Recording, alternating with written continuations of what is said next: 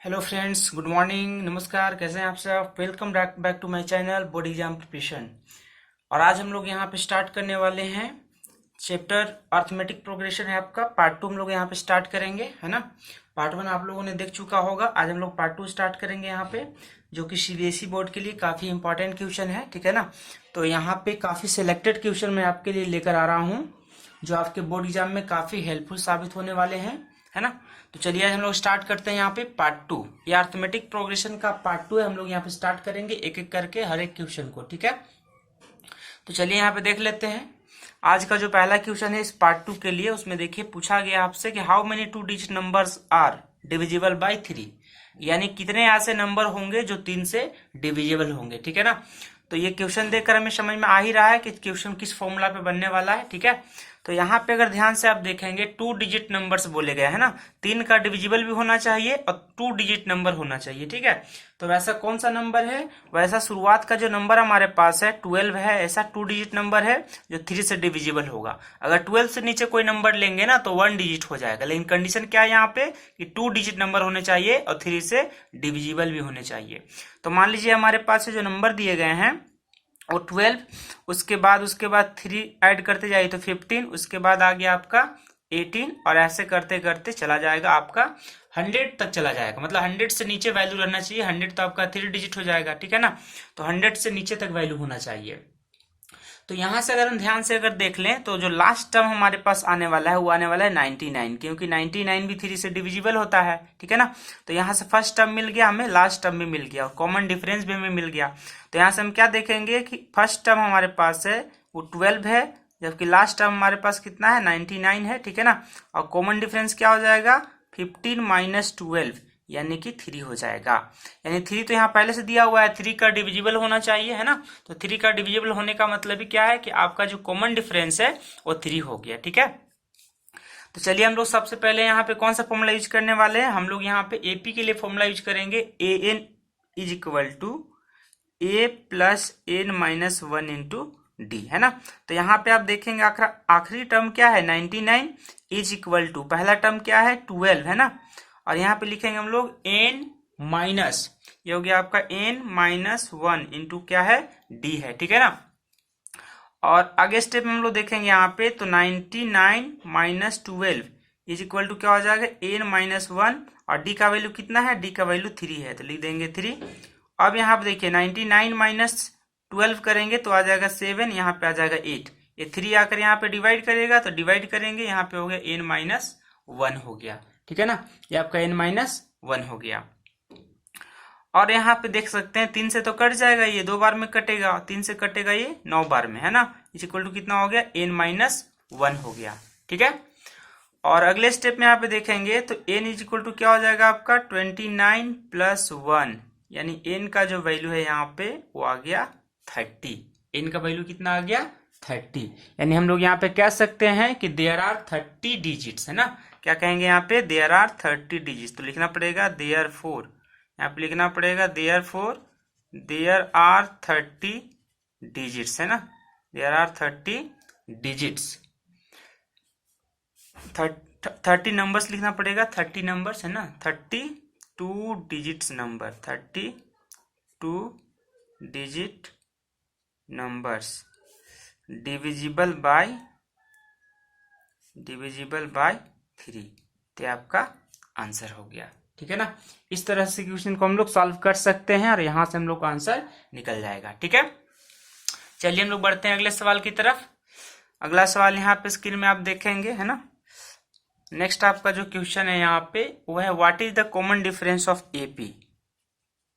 What is the common difference, what is the common difference of AP in which A27 minus A7 is equal to 84, ठीक है ना। ये हमारे पास question है और इसमें हमें क्या निकालना है, कॉमन डिफरेंस निकालना है, ठीक है ना। तो सबसे पहले हम लोग यहाँ पे जो फॉर्मूला दिया गया है उसी को हम लोग यूज करने वाले हैं यहाँ पे, ठीक है ना। तो हम लोग यहाँ फॉर्मूला क्या जानते हैं, यहाँ पे रफ में एक साइड में आप देख सकते हैं हम लोग को फॉर्मूला पता है a n is equal to क्या लिखते हैं, a plus n minus one into d, यानी जितना हमारा एन होता है उतना ही में से -1 करके इंटू डी लिखते हैं, ठीक है ना। तो यहाँ पे क्या हमारे पास 21 है, इसको क्या लिख सकते हैं आप, इस 21 को लिख सकते हैं ए प्लस 20 डी। उसी प्रकार से A7 को क्या लिख सकते हैं, a plus 6D is equal to कितना हो गया 84, ठीक है।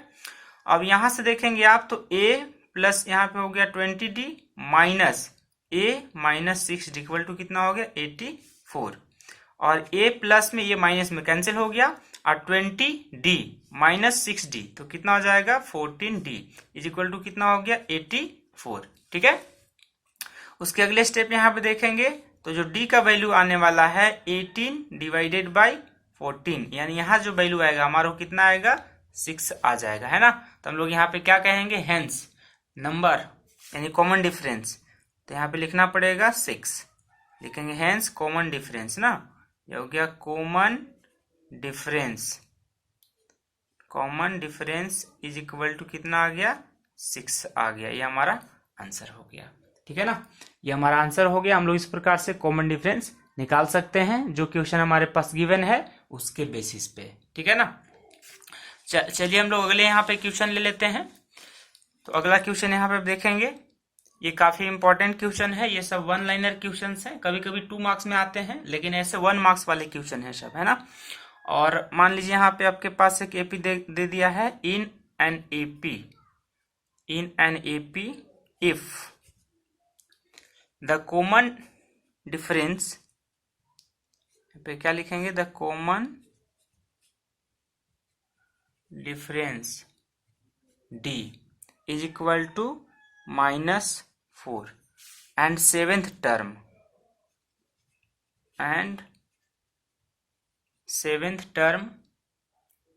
Is 4, seventh term is 4, then find the first term, then find the first term, ठीक है।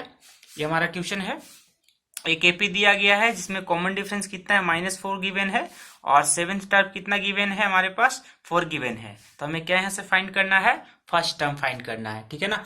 तो हम लोग यहाँ पे फर्स्ट टर्म फाइंड कर लेते हैं। तो हम लोग क्या जानते हैं यहाँ पे कि a n is equal to, हर बार फॉर्मूला आपको लिखना है, a n is equal to a plus n minus 1 into d, है ना। तो A7 आपके पास दिया गया है, मतलब A7 हमारे पास कितना गिवन है 4 दिया गया है ना। तो हम लोग यहाँ पे लिख लेंगे, इसको हम लोग लिख लेंगे, इसी को ब्रेक करके लिखने वाले हैं यहाँ पे, ठीक है ना। तो लिखेंगे 4 is equal to a plus n minus 1, तो एन कितना हमारा 7 दिया है, 7 माइनस 1 इंटू क्या लिखने वाले हैं डी, और डी कितना है -4, तो लिखेंगे -4। ये हो गया आपके पास 4, यहाँ से आप देखेंगे तो क्या हो गया यहाँ पे a, अब प्लस में क्या हो गया 6 इंटू -4, ठीक है ना। 6 इंटू कितना हो गया -4 हो गया, ठीक है। तो इसका अगला स्टेप हम लोग यहाँ पे ध्यान से देखने वाले हैं, है ना, कि कितना आखिर वैल्यू हमारे पास आने वाला है। तो आगे स्टेप हमारे पास क्या हो जाएगा, यहाँ पे a का जो वैल्यू आने वाला है वो आ जाएगा यहाँ पे a, और ये माइनस में है तो माइनस में हो गया 24, ठीक है। तो a इक्वल टू क्या लिख सकते हैं, a इक्वल टू लिखेंगे 4 प्लस 24, है ना। तो a का जो वैल्यू आ गया आपका 28 आ गया, ये आपका फर्स्ट टर्म है। तो आपको यहाँ पे लिखना पड़ेगा हेंस, यहाँ पे लिखना पड़ेगा हेंस द फर्स्ट टर्म, है ना। यहाँ पे क्या लिखेंगे, हेंस द फर्स्ट टर्म कितना है आपका 28 है, तो ये आपका आंसर हो गया, ठीक है ना। इस प्रकार से क्वेश्चन हमारे पास 1 मार्क्स वाले पूछे जाते हैं, शॉर्ट आंसर टाइप इसी प्रकार से पूछे जा सकते हैं एपी क्वेश्चन से, ठीक है ना। ये आपका चैप्टर जो हम लोग आज पढ़ रहे हैं उस चैप्टर का नाम है एपी, और एपी से कुछ इसी प्रकार से शॉर्ट आंसर टाइप क्वेश्चन पूछे जा रहे हैं, ठीक है। अब आइए हम लोग अगले सवाल की तरफ यहाँ बढ़ते हैं।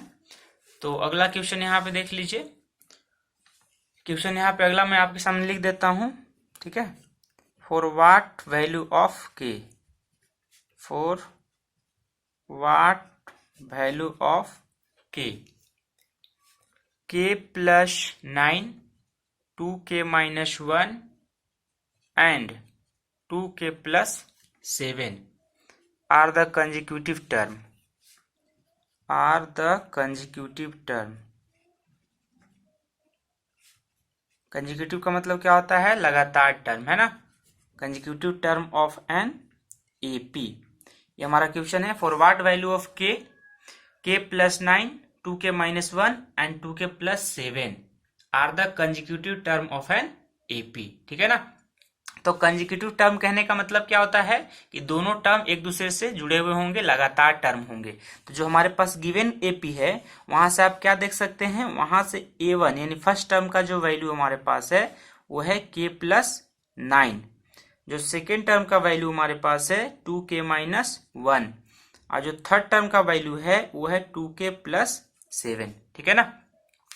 और हम लोग को पता है यहाँ पे ये कॉमन डिफरेंस अगर सेम होगा तभी ये एपी में रहेगा, है ना। तो हम लोग यहाँ पे कॉमन डिफरेंस सेम लगा देते हैं, है ना। तो यहाँ पे लिख सकते हैं आप फॉर एन एपी, किसी भी टर्म को एपी में होने के लिए उसके कॉमन डिफरेंस को बराबर होना पड़ेगा। तो लिखेंगे आप second term minus first term is equal to third term minus second term, है ना। ये आपका एपी का फॉर्मूला है। कॉमन डिफरेंस जब तक सेम नहीं होगा तब तक एपी में कोई भी टर्म नहीं हो सकता। और अगर दे रखा है यहाँ पे कि एपी में है, इसका मतलब क्या है, कॉमन डिफरेंस सेम होगा। तो a2 माइनस a1 करेंगे और फिर a3 माइनस a2 कर देंगे।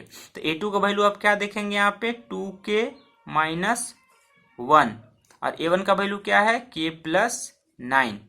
a3 का वैल्यू क्या है 2k प्लस 7 और a2 का वैल्यू क्या है यहाँ पे 2k माइनस 1। ठीक है ना। अगला स्टेप यहाँ पे देखेंगे, ये है आपका 2k माइनस 1, माइनस यहाँ पे माइनस इंटू प्लस माइनस हो गया, माइनस इंटू प्लस माइनस हो गया। ठीक है ना। ये हो गया 2k plus 7, minus into plus minus तो माइनस 2k लिखेंगे, माइनस इंटू माइनस तो प्लस में 1 लिख देंगे। ठीक है ना। तो यहाँ से जो हम लोग को टर्म दिखने वाला है उसको सबसे पहले हम लोग यहाँ पे देख लेते हैं, है ना। तो ये हमारे पास जो नंबर यहाँ से दिख रहा है, यहाँ देखिए 2k और यहाँ पे देखिए आप 2k, है ना। ये हो गया प्लस में, ये हो गया माइनस में, तो दोनों कैंसिल हो गया। ठीक है। और 2k माइनस k कर देंगे तो k हो जाएगा -1 और -9 है तो -10 हो जाएगा। ठीक है ना। और यहाँ पे देखेंगे 7 प्लस 1, ये आपका कितना है 7 प्लस 1 दिया हुआ है। ठीक है ना। तो 7 प्लस 1 हम लोग यहाँ पे क्या लिखने वाले हैं, ये 7 प्लस 1 ये हो गया आपका 8 हो गया, है ना। 7 प्लस 1 कितना हो गया 8 हो गया। और यहां से k का जो वैल्यू निकलेगा 8 प्लस 10 यानी k का वैल्यू कितना आ गया 18 आ गया, है ना। तो हमारा आंसर क्या हो गया 18। ठीक है ना।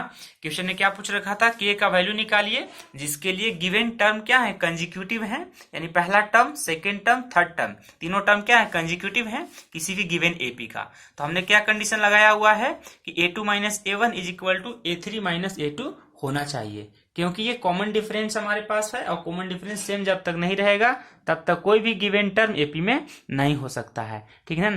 ठीक है ना। तो हम लोग इस प्रकार से इस क्वेश्चन को सॉल्व कर सकते हैं। ठीक है।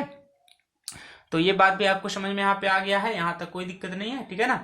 तो चलिए हम लोग आगे सवाल की तरफ यहाँ पे बढ़ लेते हैं। ठीक है। तो मान लीजिए आपके पास कोई सवाल कुछ इस तरीका से दिया रहता है, हम लोग यहाँ पे मान लेते हैं 9 नंबर का क्वेश्चन कुछ ऐसा दिया है हमारे पास एपी वाला।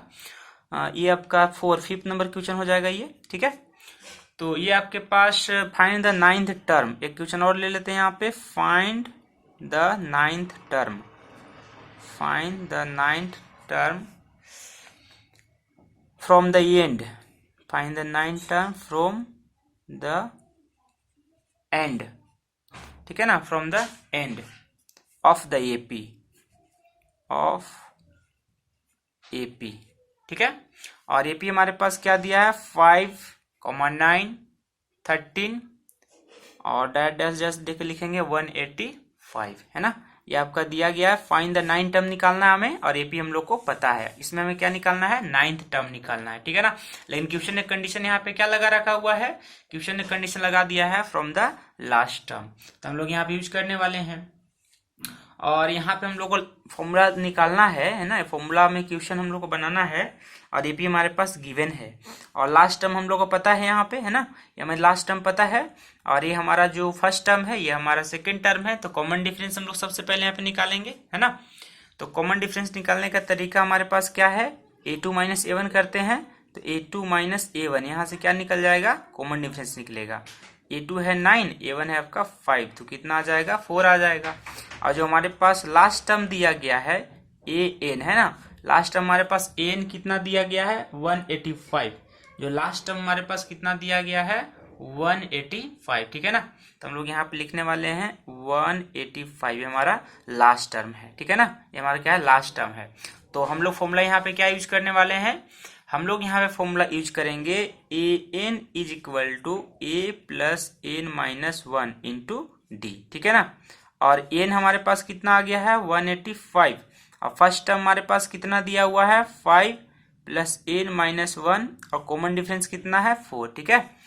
तो यहाँ से जो वैल्यू आने वाला है 185 माइनस 5, और यहाँ आ गया आपका N माइनस 1 इंटू 4, पूरा वैल्यू 5 माइनस करने के बाद आ जाएगा 184, ये वैल्यू मल्टीप्लाई में है तो यहाँ पे आने के बाद हो जाएगा डिवाइड में, इज इक्वल टू क्या हो गया N माइनस 1 हो गया, ठीक है ना। अगले स्टेप में आइए यहाँ पे, तो अगला स्टेप हमारे पास वो काट देंगे ना, तो 4 से कट जाएगा 4 बार में, बच जाएगा 2, तो 4 से कट जाएगा 5 बार में, तो हो गया 45 is equal to N minus 1, ठीक है ना, ये आपका N माइनस 1 हो चुका है। तो यहाँ से जो हमें N का वैल्यू मिलने वाला है वो मिलेगा 45 प्लस 1, यानी N इज इक्वल टू कितना हो गया 46 हो गया। लेकिन हमें निकालना क्या है इसमें 9th टर्म निकालना है, ठीक है ना, हमें निकालना है 9th टर्म निकालना है, ठीक है। तो हम लोग 9th टर्म निकालने के लिए क्या कर सकते हैं, हम लोग निकालेंगे यहाँ पे 9th टर्म, यानी कि A9 हम लोग चाहिए तो करेंगे A प्लस 8D, ऐसा भी करेंगे। और अगर मान लीजिए N निकालना रहेगा तो N हम लोग को इस तरीका से निकाल सकते हैं, ठीक है ना। और 9th टर्म चाहिए तो क्या करने वाले हम लोग A प्लस 8D, तो ये हमारे पास कितना है, ये हमारे पास है 5 प्लस 8D, कॉमन डिफरेंस कितना है 4 दिया गया है, ठीक है ना। कॉमन डिफरेंस हमारे पास कितना दिया हुआ है 4 दिया हुआ है। तो हम लोग यहाँ पे क्या करने वाले हैं, ये हम लोग कॉमन डिफरेंस 4 दिया गया है तो लिख देंगे यहाँ पे, ये हो गया आपका 5 प्लस कितना हो गया यहाँ पे 32 हो गया है ना, तो ये आ गया 37 आ गया, ठीक है ना, 37 आ गया, ठीक है। लेकिन अगर मान लीजिए यही टर्म हमारे पास दिया हुआ रहेगा कि कॉमन डिफरेंस हम लोग को निकालना है फ्रॉम द एंड से, ये तो मैंने शुरुआत से निकाल दिया, अब हम लोग यहाँ पे क्या करेंगे फ्रॉम द एंड, तो लिख देते हैं यहाँ पे फ्रॉम एंड, तो डी का वैल्यू कितना हो जाएगा -4 हो जाएगा। अगर एंड से निकालेंगे तो डी का वैल्यू कितना हो जाएगा -4 हो जाएगा, ठीक है ना। उल्टा हमारा जो एपी सीरीज है अगर उल्टा चलेगा तो कॉमन डिफरेंस निगेटिव में हो जाएगा, है ना, या निगेटिव में डिफरेंस रहता तो पॉजिटिव में हो जाता। तो यहाँ पर डिफरेंस हमारे पास क्या है पॉजिटिव में है, लेकिन हम लोग को रिवर्स चलना है यहाँ पे तो निगेटिव में आ जाएगा, ठीक है ना। क्योंकि क्वेश्चन ने यहाँ पे आपसे बोल रखा हुआ है कि find the 9th term from the end, हमें एंड से निकालना है ना, तो एंड से निकालने वाला जब भी क्वेश्चन रहेगा मतलब इधर से आपको चलना है, तो अब उल्टा चलेंगे ना तो निगेटिव में आ जाएगा, क्योंकि यहाँ देखिए +4 डिफरेंस आ रहा है दोनों टर्म के बीच में, तो इधर चलेंगे तो माइनस में चला आएगा, ठीक है ना। तो अगला स्टेप हम लोग यहाँ पे ले लेते हैं, हम लोग को निगेटिव वाला भी मैं दिखा रहा हूँ, अभी पॉजिटिव वाला हमने दिखाया, और यहाँ से हम लोग लेंगे A9 का जब वैल्यू तो क्या हो जाएगा A प्लस 8D, ठीक है ना, A plus 8D। First term हमारे पास कितना है 5, यह हो गया 8 है ना, और कॉमन डिफरेंस हमारे पास कितना है -4 दिया गया, ठीक है ना, कॉमन डिफरेंस कितना दिया है -4 दिया है। लेकिन अगर लास्ट से चलेंगे तो आपका पहला टर्म भी बदल जाएगा, लास्ट से अगर चलेंगे तो जो आखिरी टर्म होगा है ना, जो आखिरी टर्म होगा वो आपका फर्स्ट टर्म बन जाएगा। तो फर्स्ट टर्म क्या हो गया 185 माइनस 8 का टेबल 4 बार पढ़ लेना आपको, तो 32 हो गया।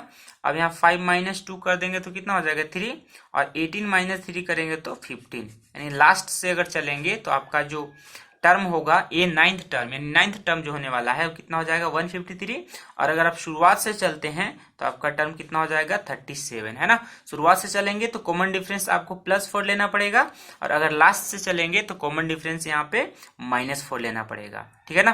तो इस प्रकार से एपी के क्वेश्चंस बोर्ड में सॉल्व किए जा सकते हैं, और ये वही सारे सवाल हैं जो सारे सवाल पहले बोर्ड एग्जाम में आए हुए हैं, और इससे आपको पता चल जाएगा कि एपी जो हमारा चैप्टर है ना, इस चैप्टर से किस प्रकार के क्वेश्चन पूछे जाते हैं, ठीक है ना। तो इसीलिए मैंने ये सारे क्वेश्चन यहाँ पे करा रहा है ना।